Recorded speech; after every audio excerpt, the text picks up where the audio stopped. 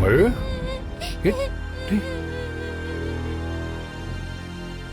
Friend, என்னாச்சுடா? ஏன் அழறீங்க? அப்பா, ஸ்வேதா ஆண்டி என்ன அடிச்சிட்டாங்கப்பா.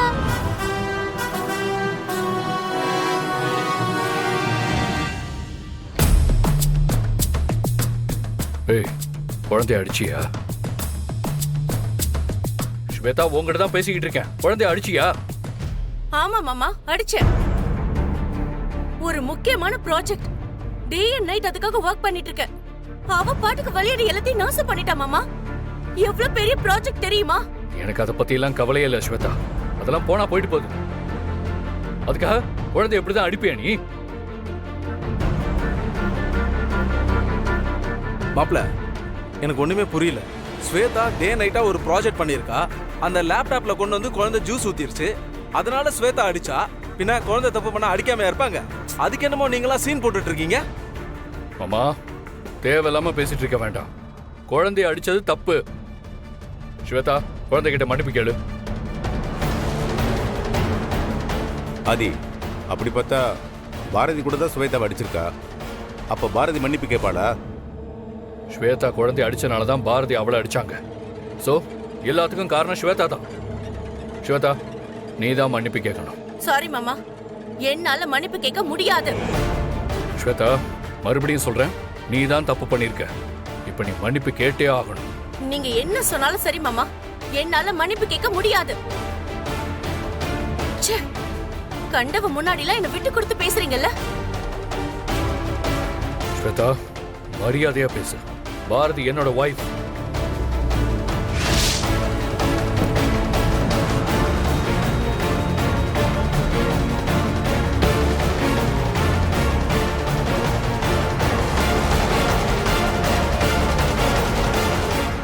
என்னாச்சு? ஏன் எல்லாரும் ஒரு மாதிரியா இருக்கீங்க? ஏதாவது பிரச்சனையா? அதை ஏன் கேக்குறீங்க நீ? இதோ இவ உன்னை பத்தி வச்சிருக்காளே. ஸ்வேதா வேலை பார்த்துட்டு இருக்கும்போது விளையாடிக்கிட்டே வந்து ஜூஸ பூரா லேப்டாப்ல கொட்டி லேப்டாப்ப நாசமாக்கிடுச்சு. ஐயோ, அதுக்காக ஸ்வேதா கோவத்துல ஒரே ஒரு அடி அடிச்சுட்டான். அதுக்கு போய் பாரதி என்ன ஏதுன்னு கூட கேட்காம திருப்பி ஸ்வேதாவை போய் அடிச்சுட்டான். கேட்டா கொஞ்சம் கூட மரியாதை இல்லாம பேசுறா. மாப்பிள்ள வேற ஸ்வேதாவை மன்னிப்பு கேட்க சொல்றாரு. நீங்களே கொஞ்சம் கேளுங்க அண்ணி.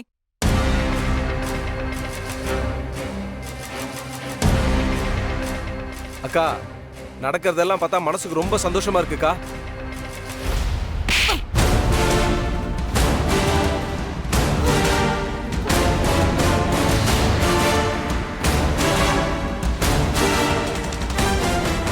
அக்கா, என்னக்கா என்ன பண்ணிட்டு இருக்கீங்க? எதுக்காக நீங்க இப்ப நம்ம ஸ்வேதாவை அடிக்கிறீங்க? வேற என்ன பண்ண சொல்ற பவானி? பாரதி யாரு? ஏன் மருமகன். தமிழ் என்னோட பேத்தி.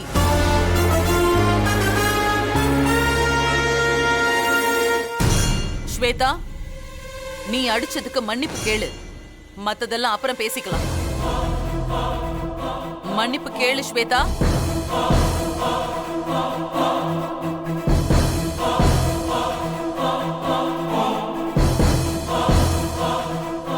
நான் அடிச்சது தப்புதான், என்ன மன்னிச்சிடுங்க.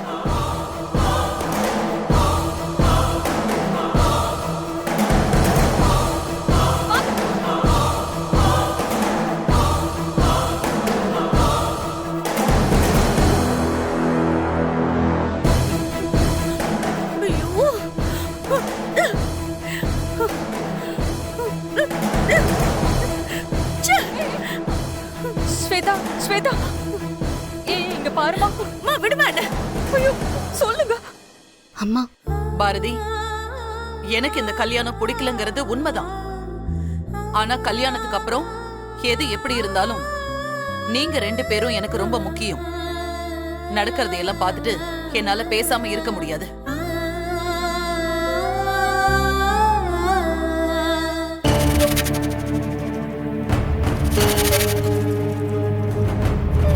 சாரி ஃப்ரெண்ட், இனிமே உங்களை யாரும் எதுவும் சொல்ல மாட்டாங்க.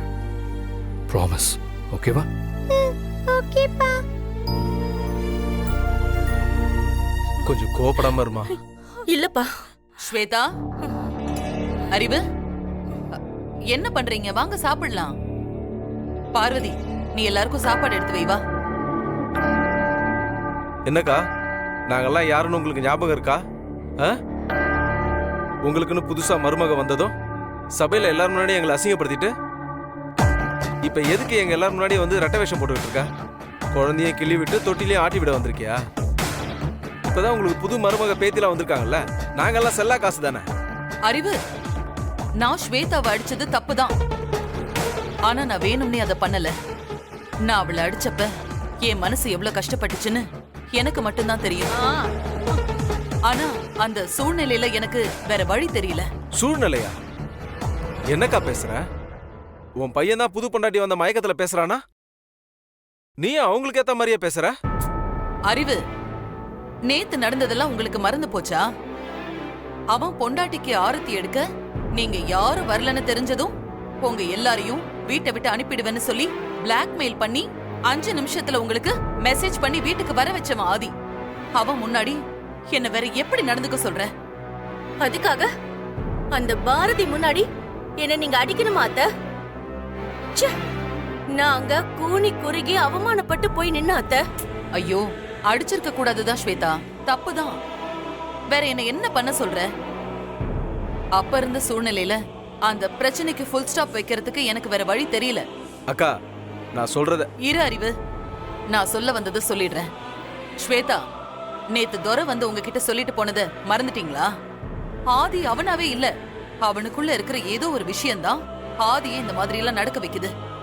அவன் பாரதிக்காக உங்களை மட்டும் இல்ல, என்னையும் தூக்கி போடுறதுக்கு யோசிக்க மாட்டான். என்னத்த பேசுறீங்க? அந்த துரை ஒரு ஃப்ராடு. அவ சொல்லிட்டு போனதை நீங்களும் நம்புறீங்களா? நம்பித்தான் ஆகணும். ஆதிய பார்த்தல, நம்மளையெல்லாம் ஒரு ஆளாவே அவன் மதிக்கல. இதுக்கு மேல பாரதிய நேருக்கு நேரா எதிர்த்து நிக்கிறதுல எந்த பிரயோஜனமும் இல்ல. சண்டை போடுறதை விட சாணக்கியத்தனமா இருந்தாதான் அவளை ஜெயிக்க முடியும். பாரதி விஷயத்துல நாம் அவசரப்பட்டா எல்லா காரியமும் கெட்டு போயிடும். பொறுமையா என்ன பண்ணலாம், எப்படி பண்ணலாம்னு யோசிக்கணும். ஸ்வேதா, சாரிம்மா, பொண்ணை நான் அடிச்சதுக்கு என்ன மன்னிச்சிரு. சாரி அத்தை, பரவாயில்ல. நான் தான் உங்களை சரியா புரிஞ்சுக்காம தப்பா கோவப்பட்டுட்டேன். இப்பதான் நீங்க ஏன் அப்படி நடந்துக்கிட்டீங்கன்னு எனக்கு தெளிவா புரிஞ்சுது. நீ சொல்றதும் சரியாதான் இருக்கு. இத பாருங்க, நான் எப்பவும் சொல்ற விஷயம் ஒன்னே ஒண்ணுதான். என்னால பாரதிய மருமகளா இந்த ஜென்மத்துல ஏத்துக்கவே முடியாது. பாரதி ஆதிய நெருங்க நெருங்க ஆதி என்னை விட்டு விலகி போயிட்டே இருப்பான். அது மட்டும் நடந்துடவே கூடாது. என்னைக்கா இருந்தாலும் ஸ்வேதா தான் என்னோட மருமக. சரி வாங்க, எல்லாரும் போய் சாப்பிடலாம். போ வரேன்.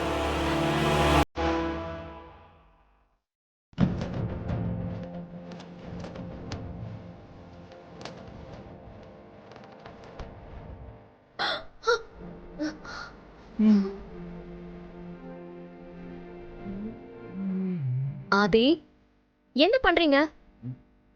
நான் என்னங்க பண்ணேன்? நான் ஒன்றும் பண்ணலையே. போங்க ஆதி, நான் பயந்தே போயிட்டேன் தெரியுமா? பயந்துட்டீங்களா? என்ன பாரதி, என்ன தவிர இங்க வேற யார் வரப்போறாங்க?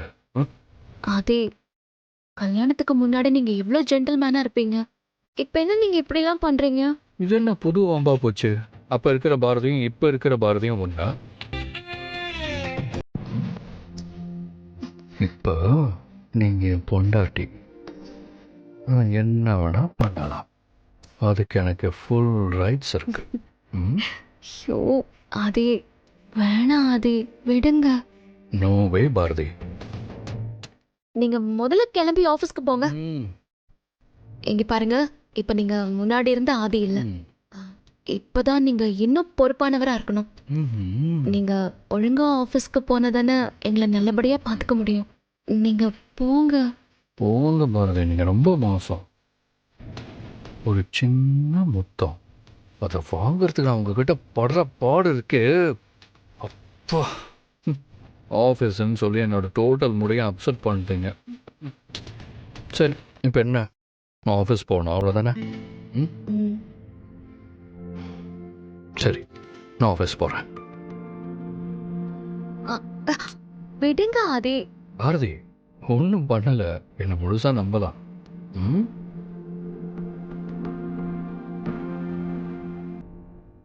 என்ன இது? என்ன கேட்ட? பிரிச்சு பாருங்க.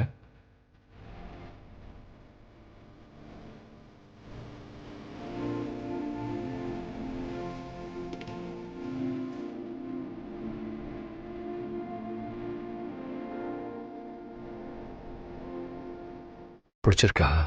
ஆதி, இப்போ எதுக்கு ஆதி எனக்கு புதுசா புடவையெல்லாம்? அதான் என்கிட்டயே நிறைய இருக்கே. அதுவும் இல்லாம வீட்ல இருக்கிற எனக்கு எதுக்கு இவ்ளோ காஸ்ட்லியான புடவையெல்லாம்? வீட்லயே இருக்க போறீங்களா? யார் சொன்னது? இனிமே நான் மட்டும் இல்ல, நம்ம 2 பேரும் சேர்ந்து தான் ஆஃபீஸ் போக போறோம். என்ன சொல்றீங்க ஆதி? 2 பேரும் சேர்ந்து ஆஃபீஸை பார்த்துக்க போறோம்னு சொன்னேன். உங்களை நான் கல்யாணம் பண்ணது இப்படியே உங்களை வீட்டில் உட்கார வைக்கிறதுக்கு இல்லை. அதுக்கான ஆள் நான் இல்லை பாரதி. உங்களோட புத்திசாலித்தனம் கம்பெனி மேனேஜ்மெண்ட்டுக்கு கண்டிப்பாக வேணும். உங்களை என் கம்பெனியில் ஒரு பெரிய போஸ்டிங்கில் உட்கார வச்சு அழகு பார்க்க போகிறேன். அதுக்கான எல்லா தகுதியும் உங்களுக்கு இருக்கு.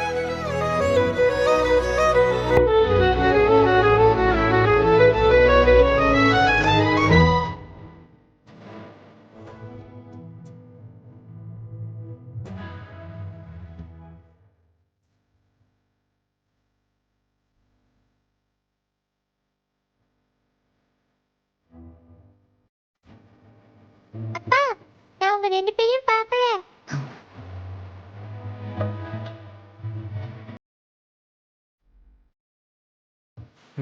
அப்பா, வெளியே கிளம்ப போறீங்களா?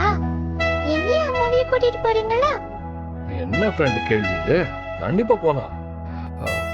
ஆமா, நீங்க 2 பேரும் என்னோட ஆபீஸை பார்த்திருக்கீங்களா? என்னப்பா இப்படி கேக்குறீங்க? நான் தான் 2 தடவை உங்களை பார்க்கறதுக்காக உங்க ஆபீஸ்க்கு வந்திருக்கேனே. அது காஞ்சிபுரம் பிரான்ச். இது சென்னையில இருக்கிற உங்க அப்பாவோட ஹெட் ஆபீஸ். ஐ ஜாலி. அப்பா அப்பாவோட ஆபீஸ்க்கு போக போறோம். அம்மா சீக்கிரமா கிளம்புமா.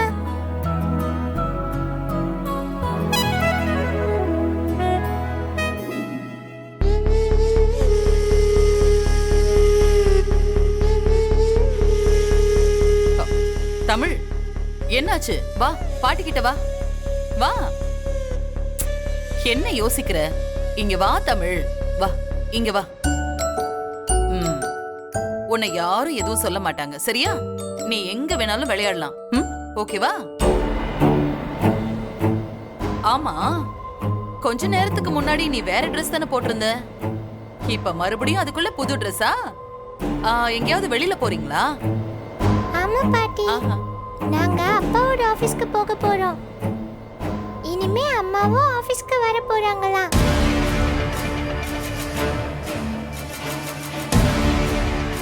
ஓ, அப்படியா? சரி சரி, நீ போய் அம்மா அப்பா ரெடி ஆயிட்டாங்களான்னு பாரு.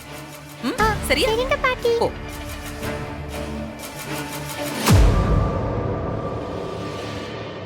ஏங்கா, ஆதி என்ன பண்ணாலும் கேட்கறதுக்கு ஆள் இல்லை நினச்சிட்டு தானே இப்படி பண்ணிக்கிட்டு இருக்கான். இப்போ பாரதியை கூட்டிட்டு எதுக்கு ஆஃபீஸ் போனோம்? அது என்ன இத்தனை நாள் இல்லாமல் இப்போ புதுசாக ஆஃபீஸ் மேலே அக்கறை? பாரதின்னு காஞ்சிபுரத்தில் போய் உட்காந்துட்டு இருந்தான். நேற்று என்னடானா எங்களை வீட்டை விட்டு போங்கன்னு சொல்லாமல் சொல்கிறான். அக்கா, என் பொண்ணுக்கு ஆசைப்பட்ட வாழ்க்கை தான் கிடைக்கல. ஆஃபீஸில் பொறுப்பாக இருந்து எல்லா வேலையும் அவள் தான் பார்த்துக்கிறான். அதையும் அவகிட்ட இருந்து தட்டி பறிச்சிடாதுக்கா. இத பாரு அறிவு, நீ சொல்ற விஷயம்லாம் எனக்கு புரியாம இல்ல. அத்தை, அன்னைக்கு என்னடானா நம்ம காஞ்சிபுரம் ப்ராஜெக்ட தூக்கி தர்மபிரபு மாதிரி அந்த கேசவனுக்கு கொடுத்துட்டாரு. அத பத்தி நீங்க ஒரு வார்த்தை கூட கேட்கல. பரவாயில்ல. ஆனா எனக்கு அந்த பாரதி ஆபீஸ்க்கு வரக்கூடாது. நான் என்ன தப்பு பண்ணாத? எனக்கு மட்டும் ஏன் இப்படி எல்லாம் நடக்குது?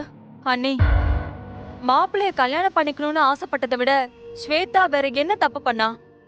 ஏற்கனவே அவளை ரொம்ப கஷ்டப்படுத்திட்டீங்க, இப்ப இது வேறயா? இப்ப எதுக்கு ஆளாளுக்கு ஒரே விஷயத்த சொல்லி புலம்பிட்டு இருக்கீங்க? இப்ப என்ன, பாரதி ஆபீஸ் பக்கம் வரக்கூடாது, அவ்வளவுதானே? அவ வர மாட்டா. இந்த விஷயத்தை என்கிட்ட விட்டுருங்க. எங்க எப்படி அடிச்சா என்ன நடக்கும்னு எனக்கு தெரியும். நீங்க நடக்கிறத வேடிக்கை மட்டும் பாருங்க. போங்க, எல்லாரும் போங்க. நான் கூப்பிடுறப்ப வெளியில வந்தீங்கன்னா போதும். மத்ததெல்லாம் நான் பாத்துக்கிறேன். அக்கா, நீ சொல்றதுல ஏதாவது அர்த்தம் இருக்கும். ஆனாலும் உன் புள்ள அவன் பிடிச்ச முயலுக்கு 3 காலுன்னு நிற்பான். சரி அறிவு, நான் பாத்துக்கிறேன். நீங்க எல்லாரும் போங்க.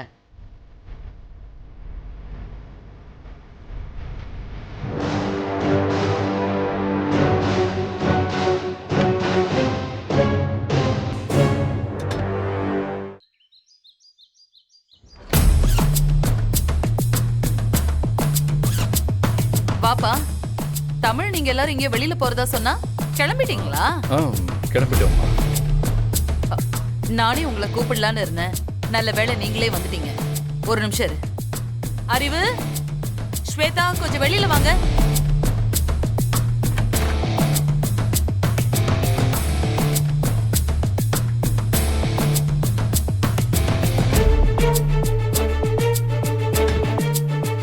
வாங்க தம்பி. நானே உங்களை வர சொல்லி கூப்பிடலான்னு இருந்தேன். பவானி எங்க? அண்ணி, பவானி ஆடிட்டர் ஆபீஸ் வரைக்கும் போயிருக்கா. அவ வர கொஞ்சம் லேட் ஆகும். என்ன விஷயம் அண்ணி? சரி, அதான் நீங்க எல்லாரும் இருக்கீங்கல்ல, உங்க எல்லார்கிட்டயும் நான் என்னோட முக்கியமான ஒரு முடிவை சொல்லணும்.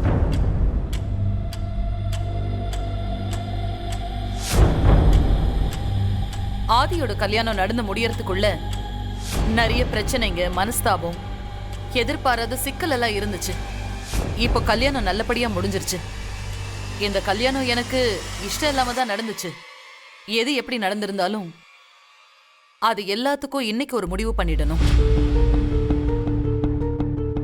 எனக்குள்ள இருந்த அந்த பழைய விருப்பு வெறுப்பு எல்லாத்தையும் நான் தூக்கி போட்டுட்டேன்.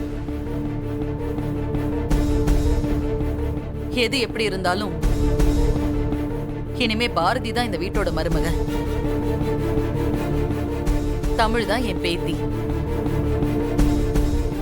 ஆதியோட வைஃபை இவ வந்ததும் இந்த வீட்டோட மொத்த பொறுப்பையும் இவகிட்ட கொடுத்துட்டு நான் நிம்மதியா இருக்கணும்னு ஏற்கனவே நான் முடிவு பண்ணதுதான். இனிமே இந்த வீட்டோட மொத்த பொறுப்பும் பாரதிக்கு தான். இதுக்கப்புறம் என் இடத்துல இருந்து பாரதி தான் பாத்துப்பா.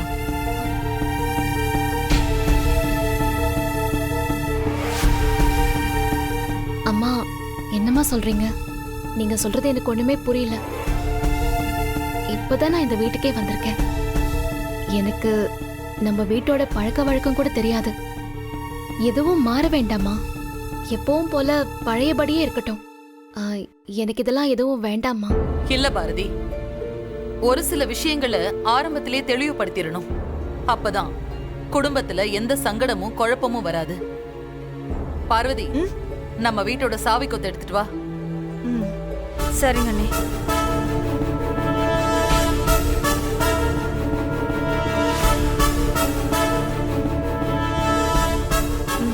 குடு.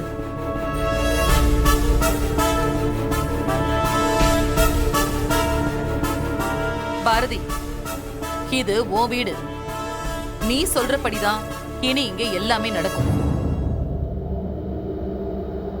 காலையில சமையல்ல இருந்து ஆரம்பிச்சு இந்த வீட்ல எது எது எப்பப்ப நடக்கணுங்கிறத இனிமே நீதான் முடிவு பண்ணணும். இல்லம்மா, நான் பாரதிய ஆபீஸ்க்கு கூட்டிட்டு போலாம் தான் கிளம்புனேன். என்ன ஆதி, நான் ஏதாவது தப்பா சொல்லிட்டேனா?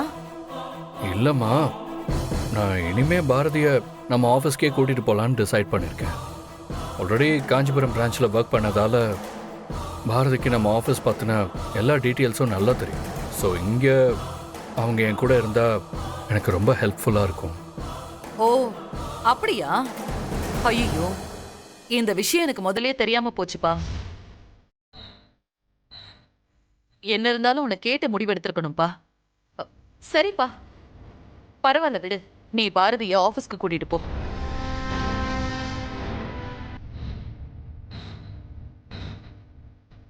ஆதி, என்னால சொல்லாம இருக்க முடியல. பாரதிக்கு இந்த பொறுப்பெல்லாம் கொடுத்து வீட்டோட வச்சு என் மருமகளா அழகு பார்க்கணும்னு நினைச்சேன். பரவாயில்லம்மா, நான் ஆபீஸ்க்கு போல.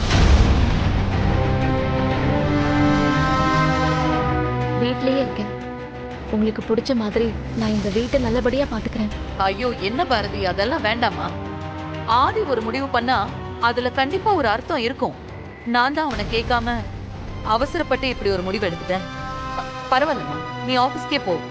இல்லம்மா, நீங்க என் மேல நம்பிக்கை வச்சுதானே இவ்ளோ பெரிய பொறுப்பை என்கிட்ட கொடுக்க முடிவு பண்ணீங்க. நான் வீட்ல இருந்தபடியே பாத்துக்கிட்டா போதும். ஆபீஸ ஆதி பாத்துப்பாரு.